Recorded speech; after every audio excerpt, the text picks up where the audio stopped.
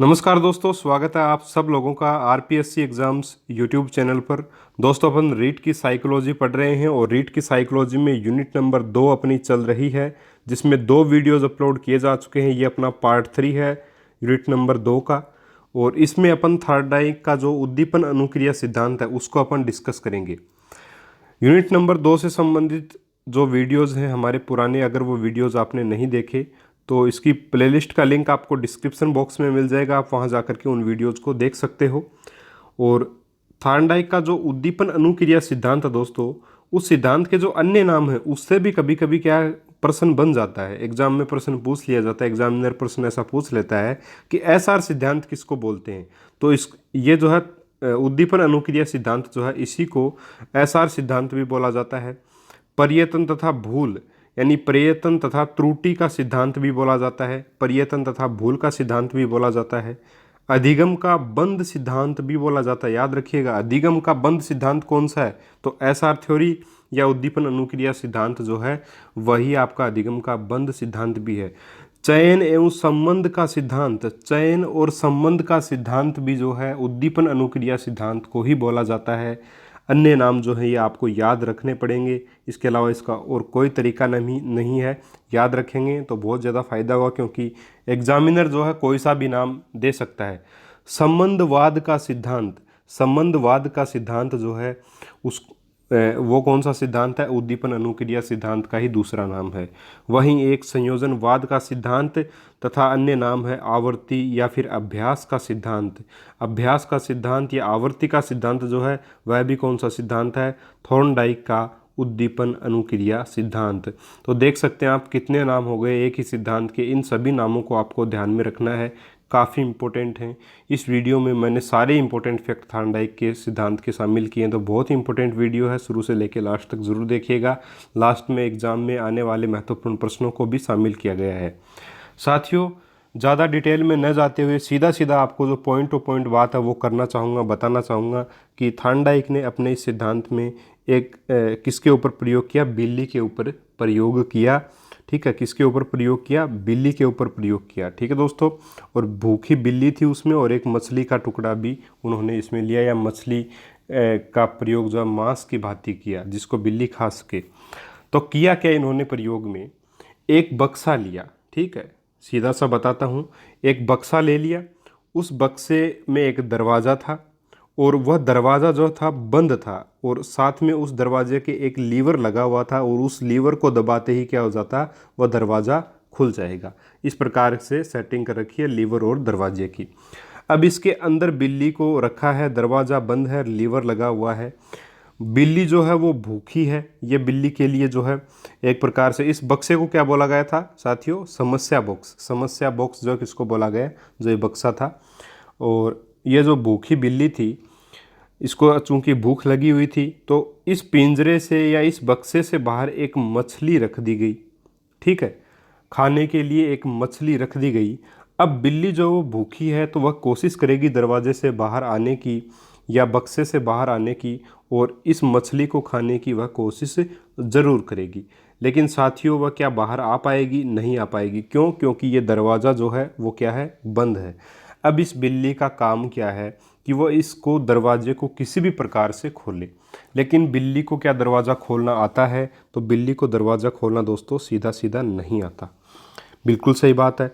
तो बिल्ली जो है वो कोशिश तो करेगी, भूख लगी हुई है तो वो कभी इधर आएगी दरवाजे, कभी इधर टक्कर मारेगी, कभी इधर से टक्कर मारेगी, कभी इधर से मारेगी, और ऐसे ही वह कोशिश करती जब रहेगी तो उसका जो पैर है वो अकारण यानी कि उसके बिना चाहे अचानक से इस लीवर पर जब लगेगा तो दरवाज़ा खुल जाएगा।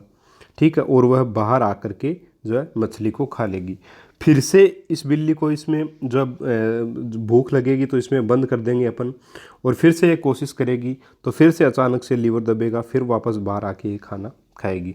इस प्रकार बार बार ये प्रयोग जब किया जाता है तो लास्ट में बिल्ली क्या करती है, इस चीज़ को सीख जाती है कि अपन को क्या करना होगा, यानी कि मछली को खाने के लिए अब बिल्ली आएगी और सबसे पहले इस लीवर को अब दबाएगी। लीवर दबते ही दरवाज़ा खुलेगा और बिल्ली मछली को खा लेगी। इस प्रकार से ये नियम बोलता क्या है, ये बोलता है कि बार बार अभ्यास करने से चीज़ें याद हो जाएंगी, चीज़ें सीखी जा सकती हैं। इसीलिए तो इसको आवर्ती अभ्यास का नियम साथियों बोला जाता है।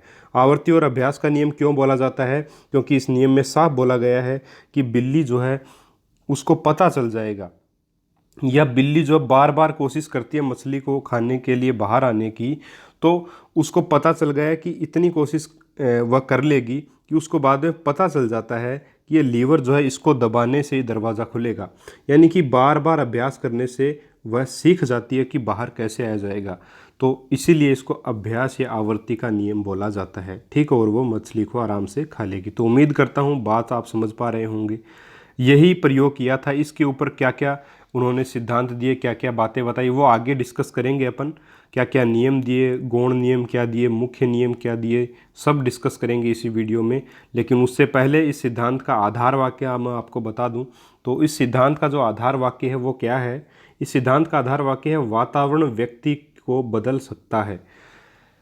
वातावरण व्यक्ति को बदल सकता है, यह किस सिद्धांत का आधार वाक्य है, यह प्रश्न आ सकता है। तो आवर्ती के सिद्धांत का या फिर थार्नडाइक का उद्दीपन अनुक्रिया सिद्धांत जो है या एसआर सिद्धांत है जो है उसका ये आधार वाक्य है। ठीक है साथियों, उम्मीद करता हूँ बिल्कुल बात आपके समझ में आ गई होगी। अब ये उद्दीपन अनुक्रिया सिद्धांत क्यों बोला जाता है इसको? साथियों, बिल्ली जो थी वो भूखी थी। अब भूख मिटाने के लिए जाहिर सी बात है उसको क्रिया करनी पड़ेगी, और क्रिया कब करेगी? वह जब उसके सामने उद्दीपन होगा। यानी उद्दीपन अनुक्रिया सिद्धांत, उद्दीपक यहाँ पे कौन है? मछली है, ठीक है। और भूख जो है वो उसको प्रेरित कर रही है। एक प्रकार से भूख लगी हुई है बिल्ली को और उसके सामने उद्दीपक आ गया, तो अब ये जो उद्दीपक है ये प्रेरित करेगा बिल्ली को क्रिया करने के लिए, और बिल्ली क्रिया करके बाहर आएगी। इसलिए इसको उद्दीपन अनुक्रिया सिद्धांत भी बोलते हैं, ठीक है। आवर्ती का सिद्धांत भी बोलते हैं। उम्मीद करता हूँ बिल्कुल समझ में आ गया होगा। आगे अपन डिस्कस करेंगे इस सिद्धांत, इस मतलब प्रयोग के चरण। 7 चरणों में यह प्रयोग संपन्न हुआ था। कितने चरणों में? 7 चरणों का प्रयोग था। ये भी ध्यान में रखना आपको 7 चरणों का प्रयोग। अब ये 7 के 7 चरण कौन कौन से हैं ये भी अपने को ध्यान में थोड़ा सा होना चाहिए। पहला चरण था बिल्ली को भूख लगी हुई थी। दूसरा चरण, उसके सामने मछली लक्ष्य के रूप में रखती गई कि उसको वह खा करके अपनी भूख मिटा ले। तीसरा चरण, लक्ष्य में बाधा क्या था? पिंजरे का बंद दरवाज़ा जो था वो बाधा था। और चौथा चरण प्रयत्न, पिंजरे को काटने का उसने प्रयत्न किया। फिर संयोगवश, चरण 5वां, संयोगवश सफलता उसको मिल गई। क्यों? क्योंकि लीवर पर पाँव पड़ गए बिल्ली का। फिर है चरण नंबर 6, सही प्रयास का चयन, दरवाज़ा खोलने का तरीका बिल्ली को पता चला। कैसे? बार बार अभ्यास करने से, ठीक है। फिर चरण नंबर 7, इसमें जो दरवाज़ा खोलने का जो तरीका उसको पता चला, उसमें क्या आ गई? स्थिरता आ गई, यानी दरवाज़ा खोलना बिल्ली सीख गई। और इस प्रयोग के आधार पर ये 7 चरणों में ये प्रयोग हुआ, ठीक है। 7 चरण हैं इस प्रयोग के। और इस प्रयोग के आधार पर, इस प्रयोग के आधार पर जो है वो 2 नियम दिए। कौन कौन से? देखिए, एक तो मुख्य नियम दिया और दूसरा दिया गौण नियम। अब साथियों, मुख्य नियम क्या है और गौण नियम क्या है इसको भी देख लेते हैं। तो मुख्य नियम तो आपके 3 हैं और गौण नियम है आपके 5। थॉर्नडाइक ने इस सिद्धांत के आधार पर, किस सिद्धांत के आधार पर? इस अभ्यास के सिद्धांत के आधार पे, आवर्ती के सिद्धांत के आधार पे, या एसआर सिद्धांत के आधार पर जो है उद्दीपन अनुक्रिया सिद्धांत के आधार पर 3 तो मुख्य नियम बताए और 5 गौण नियम बताए। कौन कौन से नियम बताए? चलिए साथियों देखते हैं। मुख्य नियमों की अगर मैं बात करूं तो 3 जो मुख्य नियम बताए उसमें सबसे पहला मुख्य नियम जो बताया वो कौन सा बताया? देखिए, सबसे पहला मुख्य नियम था तत्परता का नियम। दूसरा मुख्य जो नियम था वो था अभ्यास का नियम, और तीसरा था प्रभाव का नियम। तत्परता के नियम में इन्होंने क्या बताया? तत्परता के नियम में इन्होंने बताया साथियों, सीखने वाले में सीखने की इच्छा आवश्यक है। तत्परता के नियम में इन्होंने क्या कहा कि जो सीखने वाला है उसमें सीखने की तत्परता बहुत ज़्यादा आवश्यक है, या सीखने की इच्छा बहुत ज़्यादा आवश्यक है। अगर इच्छा ही नहीं होगी तो वह नहीं सीखेगा। अगर बिल्ली की खाना खाने की इच्छा ही नहीं होती तो वो क्या कोशिश करती? बिल्कुल भी नहीं करती। और क्या वह सीखती? बिल्कुल नहीं सीखती। तो बिल्कुल सही नियम है। तत्परता का नियम क्या कहता है? यदि सीखने वाले में सीखने की इच्छा ही नहीं होगी तो वह सीखेगा नहीं, यानी सीखने की इच्छा आवश्यक है। इसका एग्जाम्पल जो है सब लोग जानते हैं, घोड़े और तालाब का एग्जाम्पल। उस एग्जाम्पल में क्या बोला गया है कि एक घोड़े को अपन तालाब तक ले करके आ सकते हैं, लेकिन उसको पानी पीने के लिए जो है बाध्य नहीं कर सकते। इस घोड़े को अपन तालाब तक लेके आ सकते हैं, लेकिन इसको पानी पीने के लिए क्या बाध्य कर सकते हैं? तो नहीं कर सकते। अगर इसकी इच्छा होगी तो ही यह पानी पिएगा, अगर इच्छा नहीं होगी तो नहीं पिएगा। तो एक घोड़े को तालाब तक लेकर के आया जा सकता है, लेकिन उसको पानी पीने के लिए बाध्य नहीं किया जा सकता। उसी प्रकार जिस प्रकार एक बच्चे को किताबें ला करके दी जा सकती हैं, लेकिन पढ़ने के लिए बाध्य नहीं किया जा सकता। बिल्कुल तत्परता का नियम वहाँ लगता है। ठीक है, अप्लाइड क्वेश्चन ऐसे ही तो होते हैं। प्रश्न पूछ ले आपको एग्जाम में कि एक बच्चे को किताबें ला करके दे दी गई, तो क्या वह पढ़ना स्टार्ट कर देगा? तो इच्छा पर ही डिपेंड करेगा उसके, जाहिर सी बात है।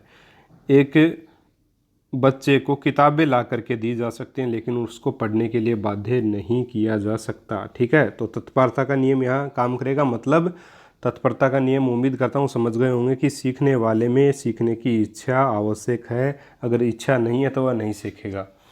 तो पहला मुख्य नियम तो ये हो गया आपका। दूसरा है अभ्यास का नियम। अभ्यास का नियम जो है उसको अपन उपयोग का नियम या अनुपयोग का नियम भी बोल सकते हैं।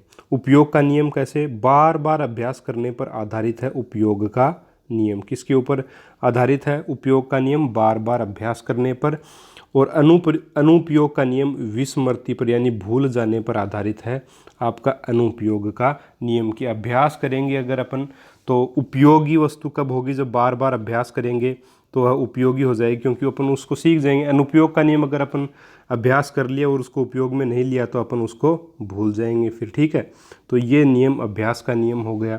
तो अभ्यास जितना ज़्यादा करेंगे उतना ज़्यादा अपन सीखेंगे, इसका मतलब यही है। फिर है प्रभाव का नियम।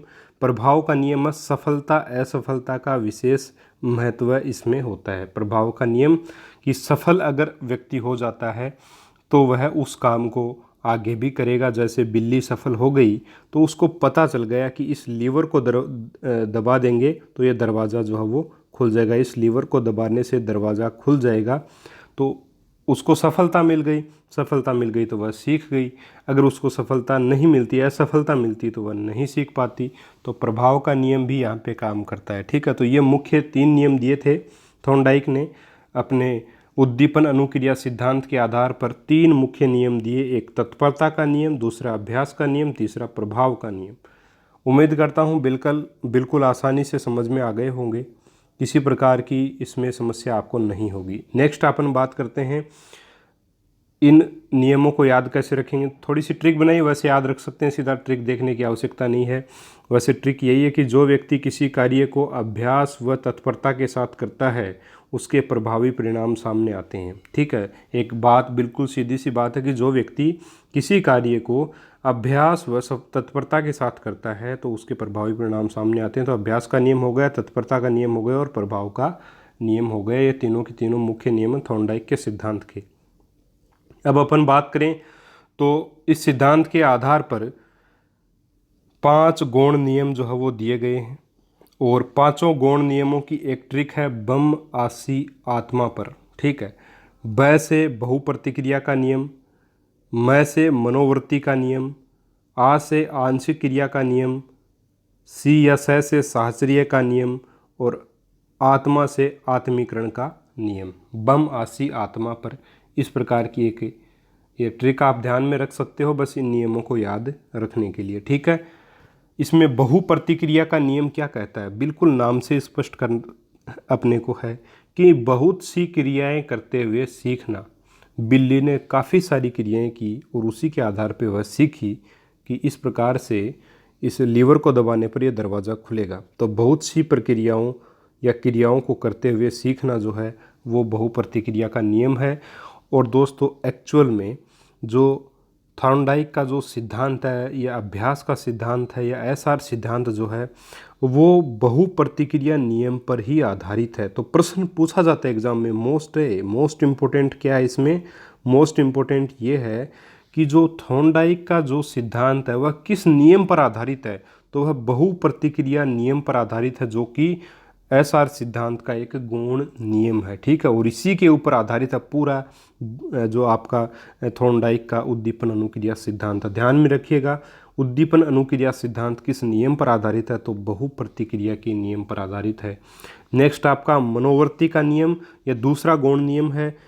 इसमें क्या होता है कि जिस मन से कार्य को सीखेंगे उतना ही सीख पाएंगे। बिल्कुल सही बात है, अगर उस कार्य को करने की अपनी इच्छा है, उस कार्य को अपन पॉजिटिव एटीट्यूड से करते हैं, मन करता है उस कार्य को करने का, तो उसको अपन आसानी से सीख जाएंगे।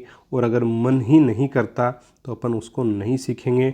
मनोवृत्ति मतलब मन की वृत्ति, मन की स्थिति कैसी है कार्य को करते हुए, यही होती है आपकी मनोवृत्ति। तो मनोवृत्ति अच्छी है तो कार्य को सीख जाएंगे, नहीं है तो नहीं सीखेंगे। तो दूसरा नियम हो गया आपका मनोवृत्ति का नियम। तीसरा है आंशिक क्रिया का नियम। आंशिक क्रिया का नियम क्या कहता है कि छोटे छोटे रूपों में सीखना, अंश से पूर्ण की ओर सिद्धांत के ऊपर आधारित है आपका आंशिक क्रिया का नियम। ये क्या कहता है कि किसी भी चीज़ को छोटे छोटे अंशों में तोड़ करके अपन उसको सीख सकते हैं। नाम से ही पता चल रहा है आंशिक क्रिया का नियम। नेक्स्ट है साहचर्य का नियम, बहुत ही बढ़िया नियम है। साथ साथ किसी कार्य को अन्य परिस्थिति में उपयोग करना जो है वह होता है आपका साहचर्य का नियम। ठीक है, साहचर्य का नियम क्या होता है, किसी एक परिस्थिति में एक व्यवहार को उसी के समान दूसरी परिस्थिति में दोहराना। इस प्रकार से ही बोल सकते हैं अपन कि किसी एक परिस्थिति में किसी व्यवहार को उसी के समान दूसरी परिस्थिति में दोहराना, यानी कि या ऐसे सीधा सीधा समझे साहचर्य नियम को कि साथ साथ किसी कार्य को अन्य परिस्थिति में उपयोग करना, यानी कि अपन ने जो चीज़ सीखी है वो अपन कहीं और भी प्रयोग कर लें। जैसे लाभ हानि का चैप्टर पढ़ाया मैंने बच्चों को, और बच्चों ने वो कक्षा में तो प्रयोग किया, एग्ज़ाम पास करने के लिए तो प्रयोग किया ही, लेकिन दैनिक जीवन में भी उसका उपयोग कर लिया। तो यही तो साहचर्य का नियम, यानी साथ साथ किसी कार्य को अन्य परिस्थितियों में उपयोग करना। फिर है आत्मीकरण का नियम।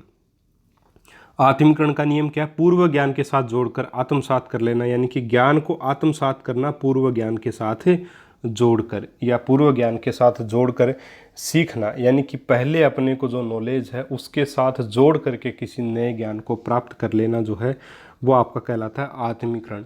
तो ये 5 नियम दिए थे किसने, थॉर्नडाइक ने। 5 गौण नियम दिए थे और 3 मुख्य नियम दिए थे। 3 मुख्य नियम क्या हैं आपके, तत्परता का नियम, अभ्यास का नियम, प्रभाव का नियम, और गौण नियम क्या है, बहुप्रतिक्रिया का नियम जिसके ऊपर पूरा एसआर सिद्धांत आधारित है, मनोवर्ती का नियम, आंशिक क्रिया का नियम, साहचर्य का नियम और आत्मीकरण का नियम।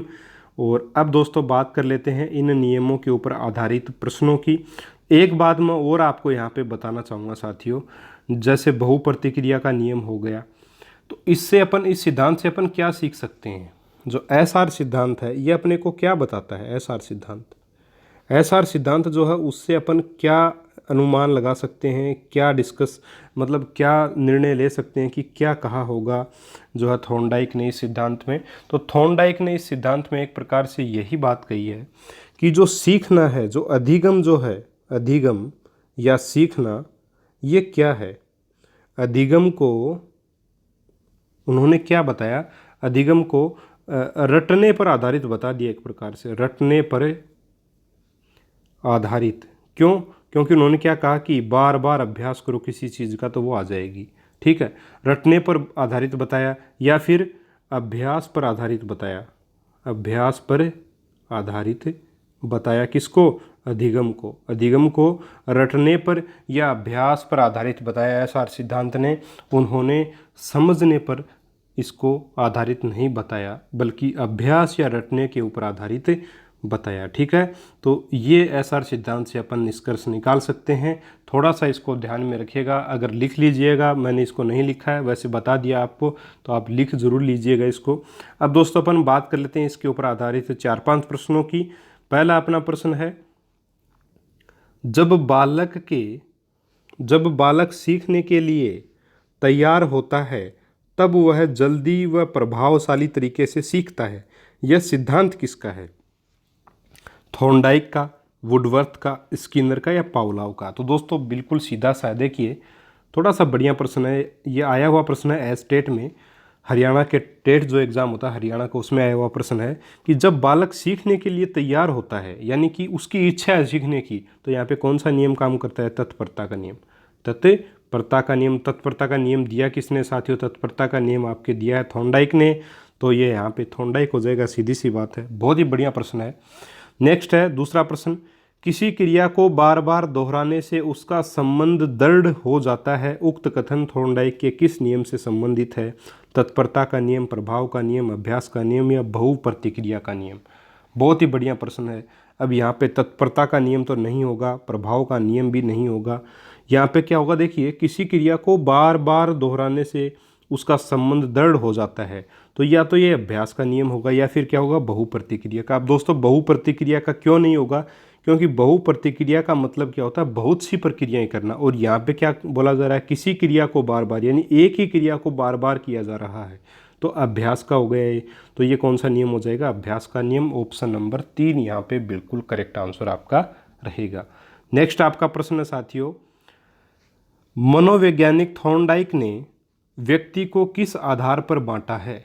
ये जो प्रश्न है ये इस वीडियो में मैंने आपको नहीं बताया, फिर भी आप बता सकते हो। चिंतन व कल्पना शक्ति के आधार पे, दूसरा प्रभावपूर्ण व ये क्या है अधीनस्थपूर्ण के आधार पर, या फिर प्रभुतापूर्ण व अधीनस्थपूर्ण के आधार पर, फिर तीसरा ऑप्शन है स्वतंत्रता व निर्भरता के आधार पर, या चौथा ऑप्शन है इनमें से कोई नहीं। मनोवैज्ञानिक थॉर्नडाइक ने व्यक्ति को किस आधार पर बांटा साथियों? मनोवैज्ञानिक थॉर्नडाइक ने जो है व्यक्ति को चिंतन व कल्पना शक्ति के आधार पर बांटा है। ठीक है, ये ध्यान में रखिएगा, इंपॉर्टेंट है। थॉर्नडाइक के बारे में आगे भी अपन थोड़ा डिस्कस करेंगे, तब मैं आपको ये बताऊंगा। तो कुछ लोगों ने पढ़ लिया होगा तो सही हुआ होगा ये ऑप्शन, नहीं तो नहीं हुआ होगा। नेक्स्ट आपका प्रश्न है, थॉर्नडाइक का अधिगम का सिद्धांत उसके किस नियम पर आधारित है? अभ्यास के नियम पर, बहुप्रतिक्रिया के नियम पर, शास्त्रीय के नियम पर, या मनोवर्ती के नियम पर? अब लोग देखते ही क्या करेंगे, इसको अभ्यास के नियम पर आधारित बता जाएंगे। क्यों बता जाएंगे? क्योंकि थॉर्नडाइक का जो सिद्धांत है, जो आपका उद्दीपन अनुक्रिया सिद्धांत है, एसआर सिद्धांत, उसको अभ्यास का सिद्धांत भी बोलते हैं या आवर्ती का सिद्धांत भी बोलते हैं। तो यहाँ पे पहला ऑप्शन लगा करके चले जाएंगे। लेकिन यहाँ पे पूछा क्या, देखिए पूरा पढ़िए। थॉर्नडाइक का जो सिद्धांत है उसको वह किस नियम पर आधारित है? तो अभ्यास के नियम पर आधारित नहीं है। अभ्यास का सिद्धांत उसको बोला जाता है, दूसरा नाम है अभ्यास का सिद्धांत है उसका। लेकिन ये अभ्यास का सिद्धांत किस नियम पर आधारित है? नियम की बात यहाँ की जा रही है, तो बहुप्रतिक्रिया के नियम पर आधारित है, जो कि आपका एक गौण नियम है। कौन सा नियम है? गौण नियम है ये। 5 गौण नियम जो बताए थे उनमें से पहला गौण नियम था बहुप्रतिक्रिया का नियम। बहुत सी प्रतिक्रियाएं, बहुत सी क्रियाएं करते हुए सीखना जो है वो था आपका गौण नियम। और बिल्ली ने बहुत सारी क्रियाएं की, बहुत तरीके से उस दरवाजे को खोलने की कोशिश की, और एक तरीका उसका जो बैठ गया आपका संयोगवश, उसके बाद उस तरीके को वह सीख गई। तो यहाँ पे बहुप्रतिक्रिया के नियम के ऊपर आधारित आपका अभ्यास का सिद्धांत या उद्दीपन अनुक्रिया सिद्धांत या थॉर्नडाइक का सिद्धांत। उम्मीद करता हूँ यह प्रश्न आपका सही हुआ होगा। 4 प्रश्नों में से आपके कितने प्रश्न सही हुए कमेंट करके दोस्तों ज़रूर बताइएगा। और आज का वीडियो कैसा लगा यह भी कमेंट करके बताइएगा। इसी प्रकार से और भी सिद्धांत अपन पढ़ेंगे, और थॉर्नडाइक के सिद्धांत से संबंधित महत्वपूर्ण प्रश्न भी आपके लिए मैं लेकर के आऊँगा। दोस्तों अगर वीडियो आपको पसंद आया हो, मैटर पसंद आया हो, तो एक बार वीडियो को लाइक ज़रूर करें, और चैनल के ऊपर नए हैं तो सब्सक्राइब बटन को ज़रूर प्रेस करें और बेल आइकॉन को प्रेस कर दें, ताकि आपको हमारे वीडियोज़ के नोटिफिकेशन मिल जाए। ठीक है साथियों, मिलेंगे नेक्स्ट वीडियो में एक और नए टॉपिक के साथ। तब तक के लिए जय हिंद, जय भारत, राम राम।